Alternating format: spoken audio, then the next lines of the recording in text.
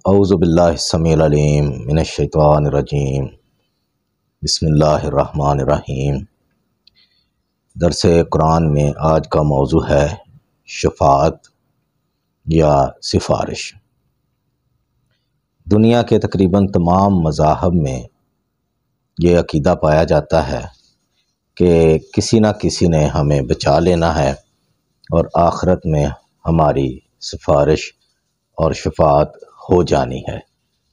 یہودی وہ کہتے تھے کہ ہم اللہ کے محبوب اور چہیتی قوم ہیں، تو اس لیے ہمیں جو ہے آگ صرف چند دن کا عذاب دے گی، اور عیسائی بھی ایسا ہی عقیدہ رکھتے تھے۔ اور پھر عیسائیوں نے یہ عقیدہ بنایا کہ عیسیٰ علیہ السلام نے صلیب لے کر ہمارے تمام گناہوں کا کفارہ ادا کر دیا ہے، اور پھر یہ عقیدہ مسلمانوں کے ہاں آ گیا کہ انہوں نے کہا کہ ہم افضل ترین امت ہیں اور ہمارے پیغمبر نبی آخر الزمان صلی اللہ علیہ وسلم نے ہماری جو ہے شفاعت کر دینی ہے اور ہمیں بالکل بھی جہنم میں نہیں ڈالا جانا۔ اور اس عقیدے کی سپورٹ میں بہت ساری روایات گھڑ لی گئیں، اور یہ کہہ دیا گیا کہ جس نے ایک دفعہ بھی کلمہ پڑھا ہو تو وہ جہنم کی آگ اس پر حرام ہے۔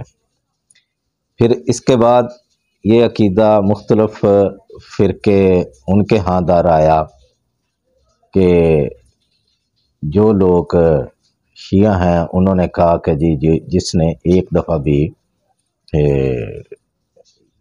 جو ہے حضرت علی کو پکارا یا اہل بیت کی یاد میں رویا تو اس پر جہنم کی آگ حرام ہے۔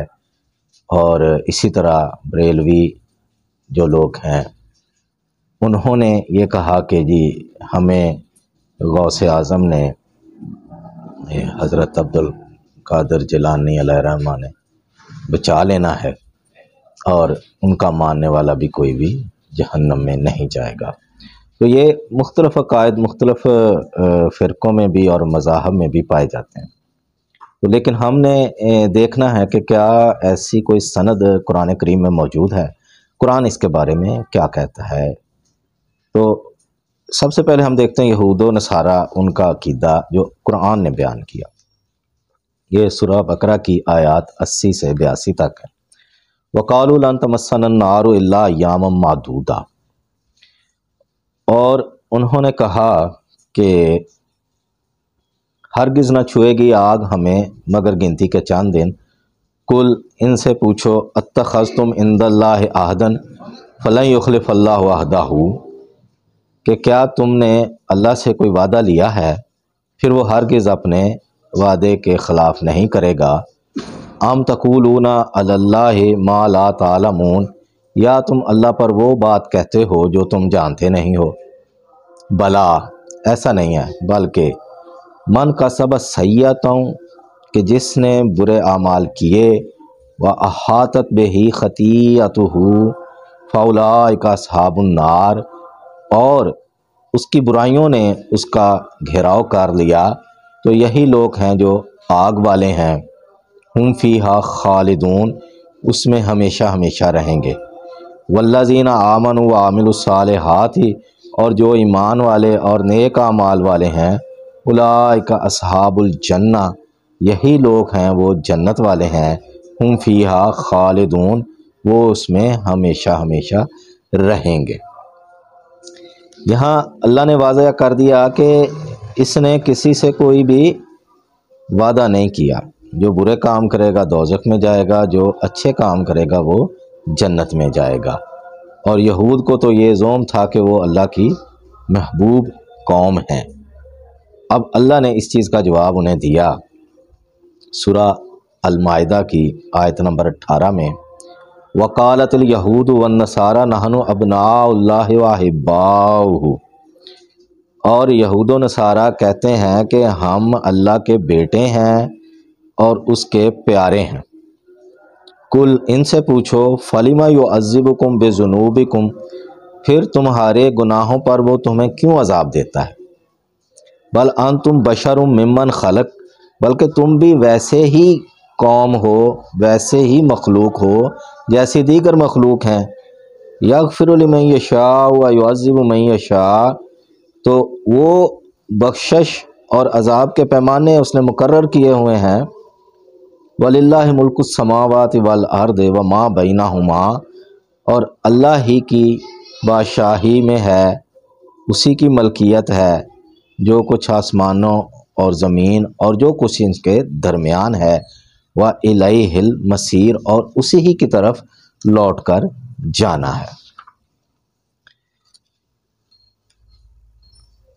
اس کے بعد اللہ تعالیٰ کچھ قانون بیان کرتے ہیں آخرت کے بارے میں۔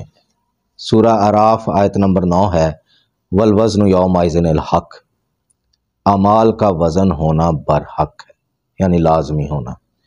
فمن ثقلت موازینہ فاولئک هم المفلحون، تو جس کے پلڑے اعمال کے وزن سے بھاری ہوں گے تو یہ لوگ فلاح پانے والے ہیں۔ ومن خفت موازینہ فاولئک الذین خسروا انفسهم، اور جس کے اعمال کے پلڑے ہلکے ہوں گے تو یہ لوگ ہیں جنہوں نے اپنے آپ کو خسارے میں ڈالا۔ بما کانوا بآیاتنا یظلمون، جو ہماری آیات سے ظلم روا رکھتے تھے، ناانصافی کرتے تھے۔ آپ کا تعلق کسی بھی نبی کی امت سے ہو یا آپ کتنی بھی پہنچی ہوئی ہستی ہوں، مگر یہ اللہ کا پروگرام ہے کہ یہ اعمال کا وزن ہو کر رہنا ہے۔ اور یہ تصور بالکل غلط ہے کہ کسی نے حساب کتاب کے بغیر جنت چلے جانا ہے، یا کسی کو اس کے نبی یا کوئی پیر اور کوئی بزرگ حساب کتاب سے بچا لیں گے۔ پھر ایک اور مقام دیکھیے، یہ ہے سورہ القاریہ آیت 6 سے 9، فَأَمَّا مَنْ ثَقُلَتْ مَوَازِينُهُ فَهُوَ فِي عِيشَةٍ رَاضِيَةٍ، اور جس کے اعمال کے وزن بھاری ہوں گے وہ دل پسند عیش میں ہوگا۔ وَأَمَّا مَنْ خَفَّتْ مَوَازِينُهُ فَأُمُّهُ حَاوِيَةٌ، اور جس کے اعمال کے وزن ہلکے نکلیں گے اس کا ٹھکانہ حاویہ ہے، یعنی جہنم۔ یہ چیز واضح ہو گئی کہ حساب ہر صورت ہونا ہے۔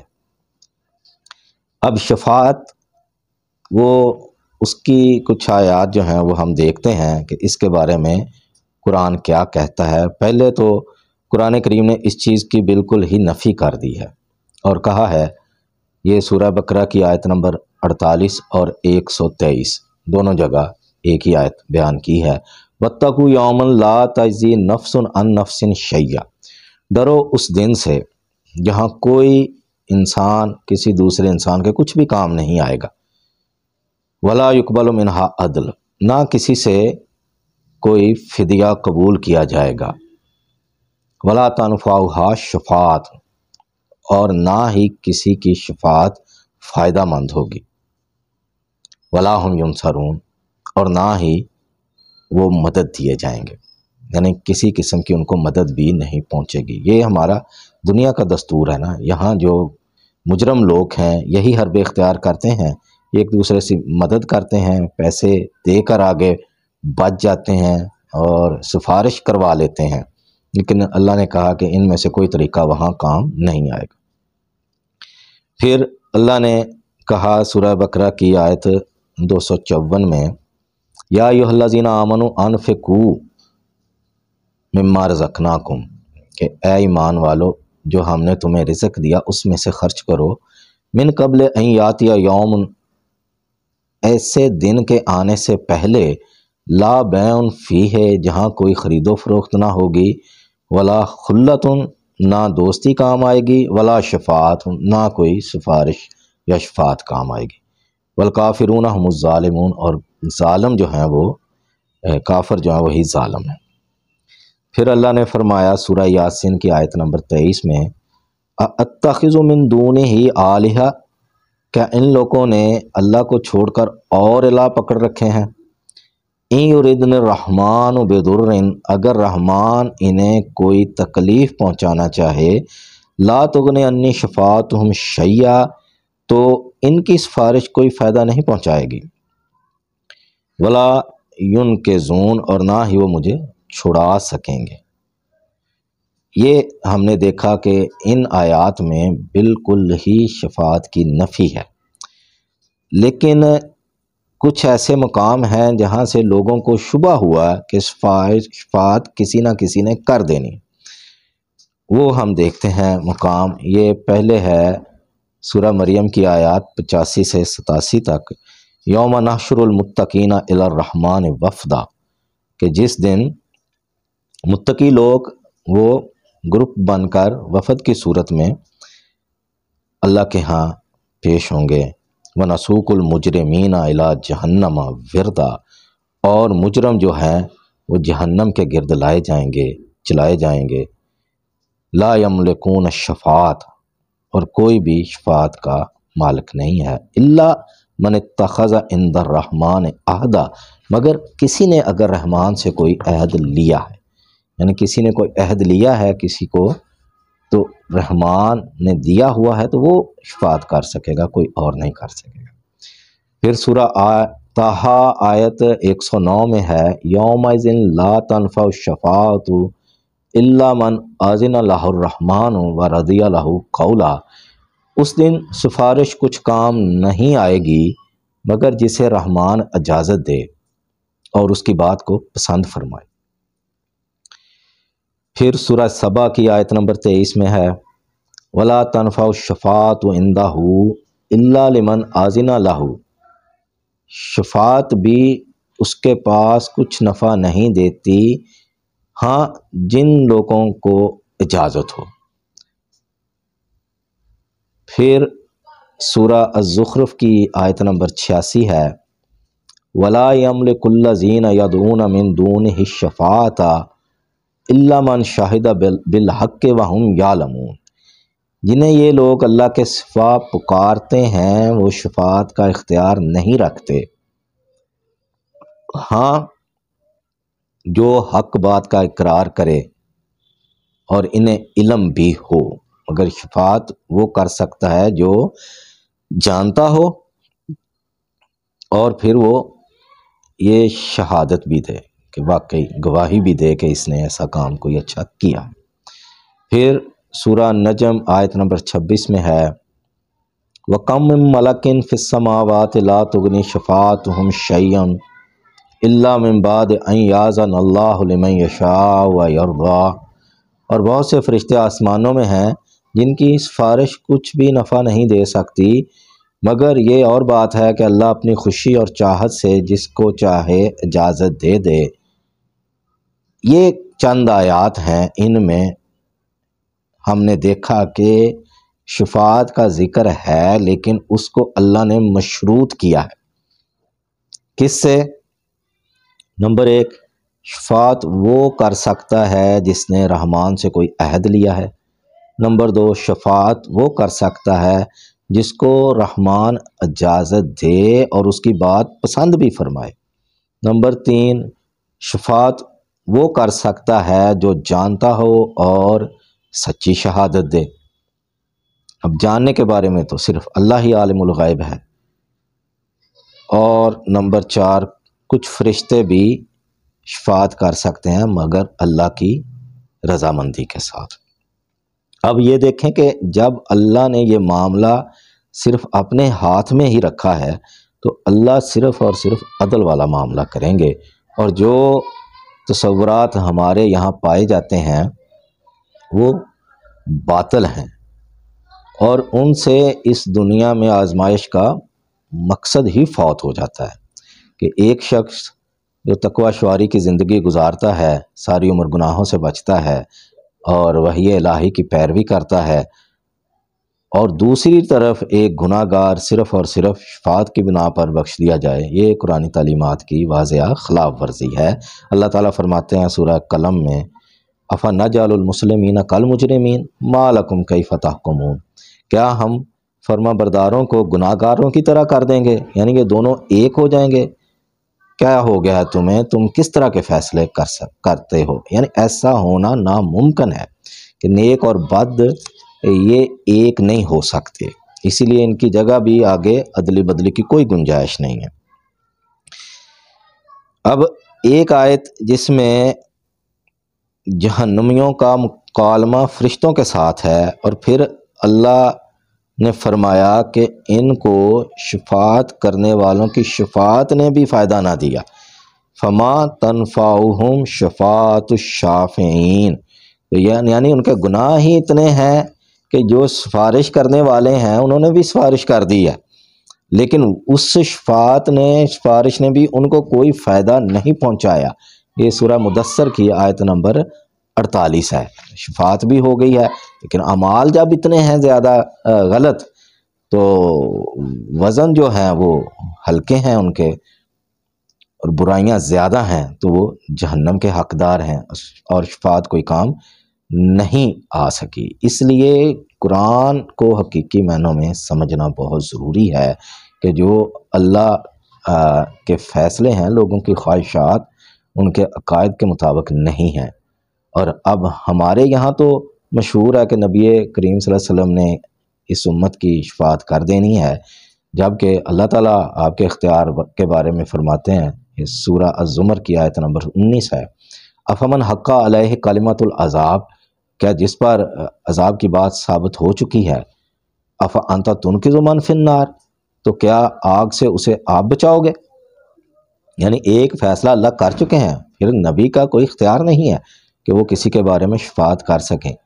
ان تمام تصریحات سے یہ بات سمجھ آ جاتی ہے کہ جب اعمال کا وزن ہونا ہے ان کے مطابق فیصلہ ہونا ہے، اور جو ہمارے ہاں شفاعت کے تصورات ہیں کہ ہم کسی خاص مذہب، خاص فرقے سے تعلق رکھنے کی بنا پر جنت میں چلے جائیں گے، تو وہ سارے یہ غلط تصورات ہیں، اور کچھ روایات، غلط روایات کی وجہ سے پھیلے ہوئے ہیں۔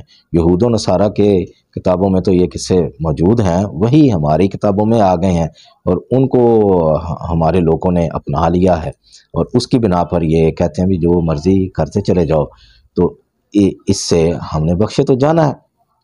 تو یہ ہم نے اس کو اچھی طرح سے دیکھا ہے کہ کوئی سفارش یا شفاعت کام نہیں آئے گی، کیونکہ اللہ نے نظام ایسا بنایا کہ اتنے زیادہ انسانوں کی ہدایت کے لیے پیغمبر بھیجے، پھر وحی کا ایک سلسلہ بھیجا، کتابیں بھیجیں، اور ہر طرح سے خارجی کائنات میں انسان کی اپنی اندر کی زندگی میں، نفس میں اللہ نے ایسی نشانیاں دکھائیں۔ وہ ان سب کو دیکھنے کے باوجود اگر کسی نے دنیا کی زندگی کو پسند کیا ہے، اور جسے کہتے ہیں ہر حق اور کرک سے جائز اور ناجائز طریقے سے اس کی زندگی کو بطور عیش اپنایا ہے، اور احکام خداوندی کو نظر انداز کیا ہے، تو اس نے اس کے اعمال کی سزا وہ بھگتنی ہے۔ اللہ کا ایسا نظام ہرگز نہیں ہے کہ وہ جس کو چاہے تو وہ مرضی سے، کہ کوئی خاص فرقے والا ہے تو وہ خاص مذہب والا ہے تو وہ چلا جائے جنت میں اپنے پیغمبر کی سفارش سے یا کسی ولی پیر کی سفارش سے، اور جو اس کے بغیر ہے شفاعت نہ پا سکے تو وہ جہنم میں چلا جائے۔ تو یہ اللہ کا نظام ایسا نہیں ہے، اور جو ہم جو تصور رکھتے ہیں کہ آخری نبی محمد صلی اللہ علیہ وسلم شفاعت کر دیں گے، تو اس کے بارے میں تو اللہ نے یہ سورہ فرقان کی آیت نمبر 30 ہے، اس میں کہا ہے وقال رسول، اور رسول کہے گا یا رب ان قوم اتخذوا ھذا القرآن مہجورا، کہ یہ ہے میری قوم جس نے اس قرآن کو چھوڑ دیا تھا۔ تو یہاں تو یہ نظر آ رہا ہے کہ ہمارے رسول ادھر اللہ کے ہاں شکایت کریں گے، تو یہ ہم یہ سمجھے بیٹھے ہیں کہ وہ سفارش کریں گے۔ تو اس لیے قرآن سے یہ ہدایت لینی چاہیے، اس کو صحیح معنوں میں سمجھنا چاہیے، اور اس کے پیرالل متوازی جو کتابیں ہیں، جو نظریات پروان چڑھائے جاتے ہیں، ان سے بچنا چاہیے، کیونکہ شیطان قرآن میں تو دخل نہیں دے سکتا، اللہ نے ایسی پابندی لگا دی ہے، لیکن اس نے پھر دیگر کتابوں کا سہارا لیا اور ایسے نظریات اور عقائد پھیلائے۔ اس لیے ضروری ہے قرآن کو سمجھیں اور اس پر عمل کریں، اور اس کی تعلیمات کو عام کریں تاکہ لوگوں کے عقائد کی اصلاح ہو۔ اللہ تعالیٰ سمجھنے کی اور دوسروں تک پہنچانے کی ہمت توفیق عطا فرمائے۔